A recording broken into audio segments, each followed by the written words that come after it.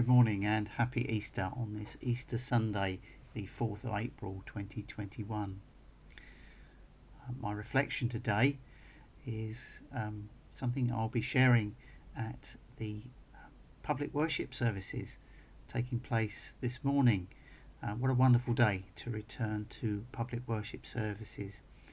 And yet after a year of restrictions and the uncertainty of a conditional roadmap to the new normal, we come together with mixed emotions, joy, yes, and yet also sadness for the loss of life and liberty that the last year has brought.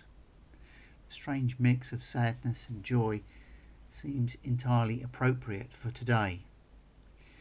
When Mary Magdalene and the other women went at dawn to the tomb, they were probably feeling crushed by the depth of their loss.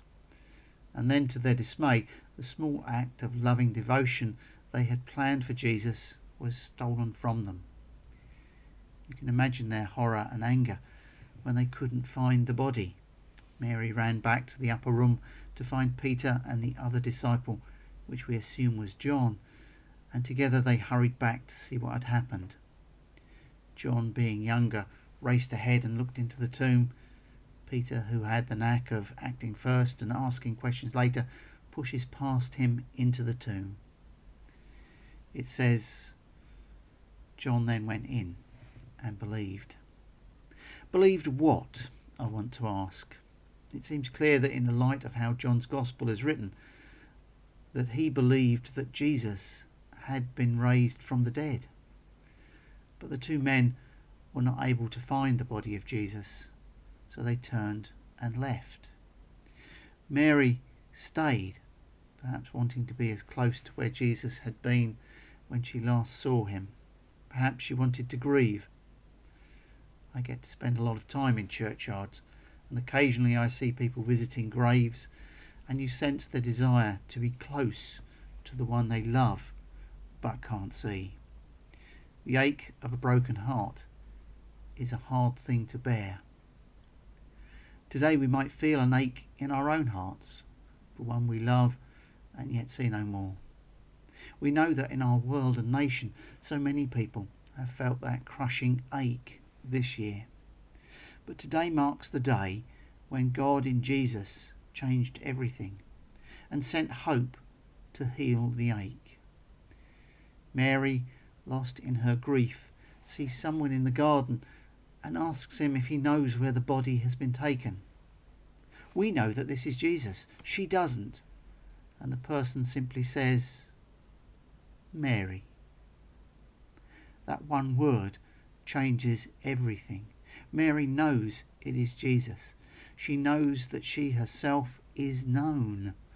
Something in the way he spoke her name told her that he knows her pain and grief. She reaches out to him, perhaps fearful that he is unreal or imagined. She calls him teacher.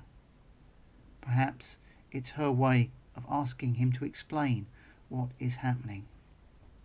Jesus acknowledges her sense of loss, but gently tells her that she has a job to do.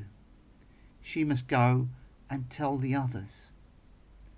She goes and tells the disciples all that Jesus had said. Then begins to unfold the story of joy and hope that we celebrate today. Death is defeated, Jesus is alive, and each and every one is given the hope of God's love poured out.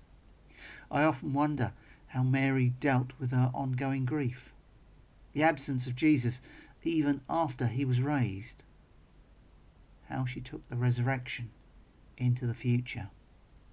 Today we have hope and joy amongst the pain of a very strange year. Today we come together changed by experience and yet encouraged by the knowledge of a God who defeats death and says the future is eternal. What do we do next? We go and we tell others. Amen.